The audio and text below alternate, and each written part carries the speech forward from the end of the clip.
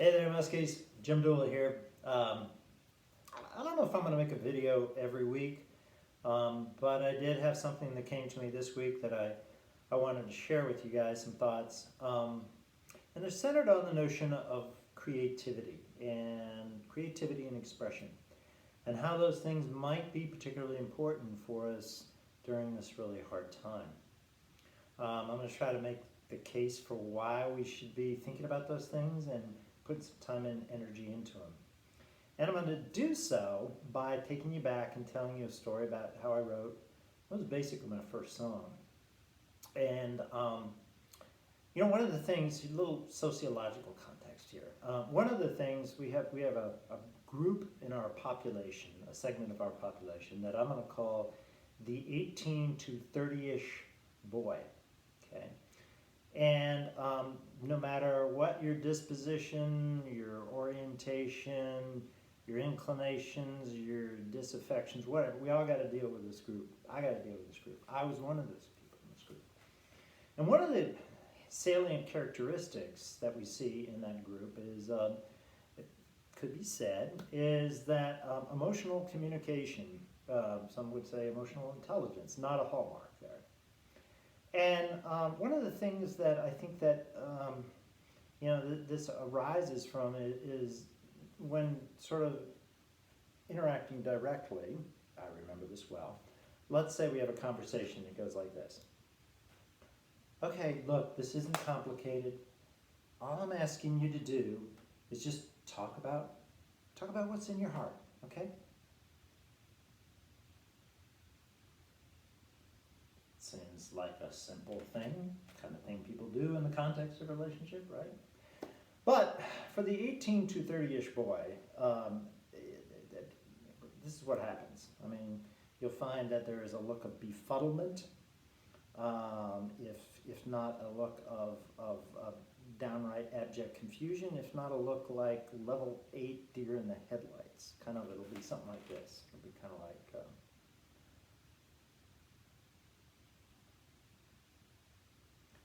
It just doesn't work, okay? And the reason is because, okay, people in that particular segment of the population, 18 to 30-ish boys, communicate their feelings through schmaltzy love songs. And I'm going to give you a demonstration. When I was that age and I was in a small, get my glasses here, liberal arts college in upstate New York. It was this like hippie school. It was awesome. I loved it. And I met this girl named Vicky, and oh man, was I smitten. I mean, just smacked up smitten. And one day, I found myself thinking about her, and I was out writing some poetry, bad poetry. I was in a poetry class, and out in the field. And I wrote some stuff down, and then I brought it back. And the thing is, I just started guitar at that point. So where's my pick? Right over here. And I was what you call a GCD player. So in the key of G, we have G, C, and then D. And those are three really important chords that relate together in a powerful way. And best of all, they're pretty easy to play. So a lot of people start off guitar by doing what we call GCD songs, okay? And I was no exception to that. That's pretty much what I knew and not much more. And I would say also rhythm and timing. It's kind of like, oh yeah, baby, I'm gonna be a rock star. Yeah, someday. Whew. But you know what? We all got to start someplace, right? All right.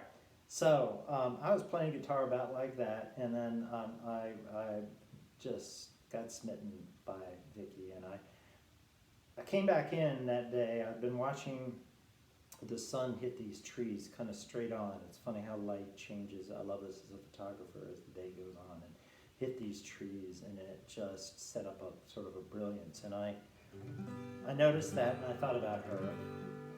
And I was missing her then, and So I went back and I wrote the stuff down, I picked up the guitar, and instead of doing, um, this is where inspiration comes in. This is what happened.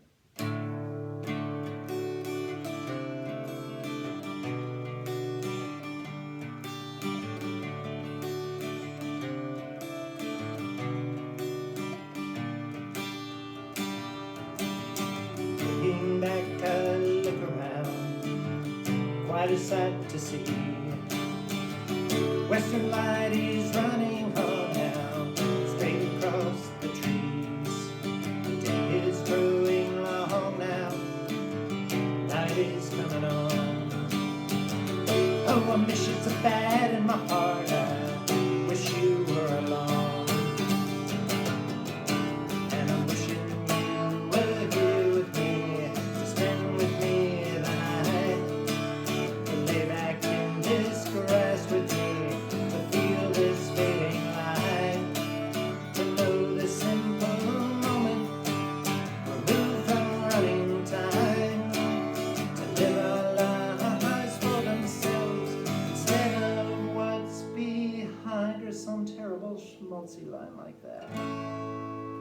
But people come in brain. I was in love. Man, I was in love. Okay. So what does all that have to do with the here and now? Well, the point I want to make is that I don't see like there's any bounds on creativity. There's no bounds through contextualization. This hard time that we're in right now, that doesn't constrain or limit creativity. And I think it's important that we also think that creativity is not something that needs to be held to some standard of craft or some particular level of skill achievement or something. It just has to be true, all right?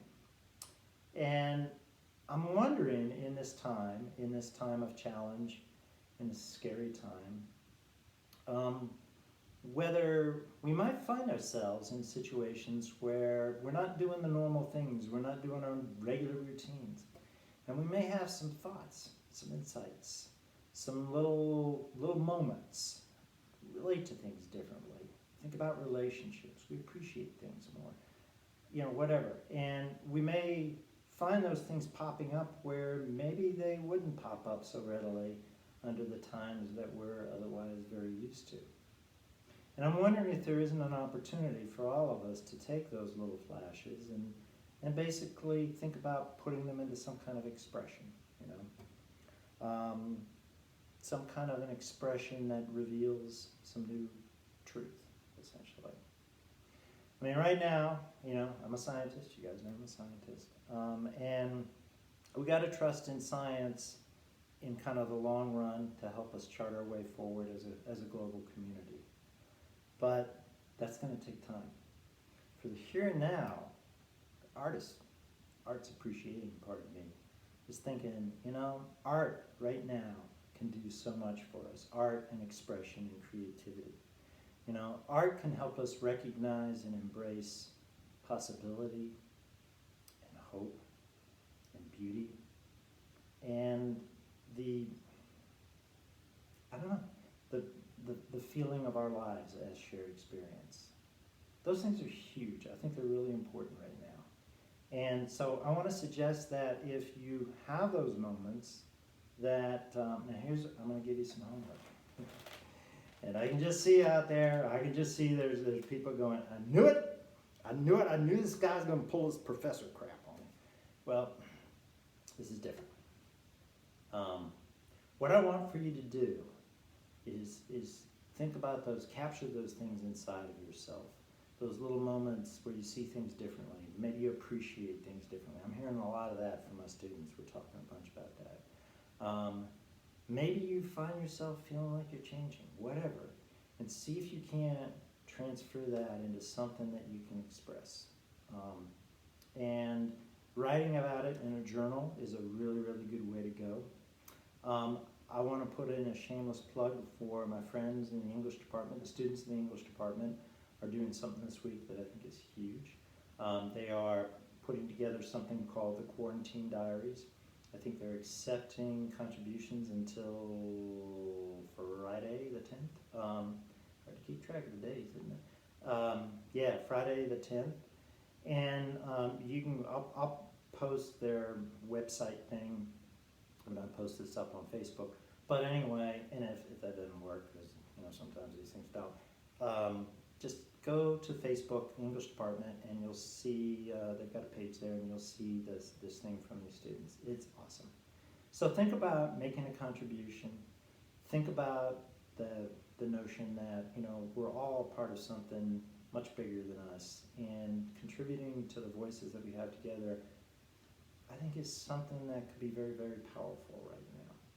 I mean, going back to the journal, if for nothing else, your kids, your grandkids, they're going to be going, wow, you lived through this, you were there in that time. And to have something that you can share with them that's from the heart in this time, because afterwards it'll kind of fade.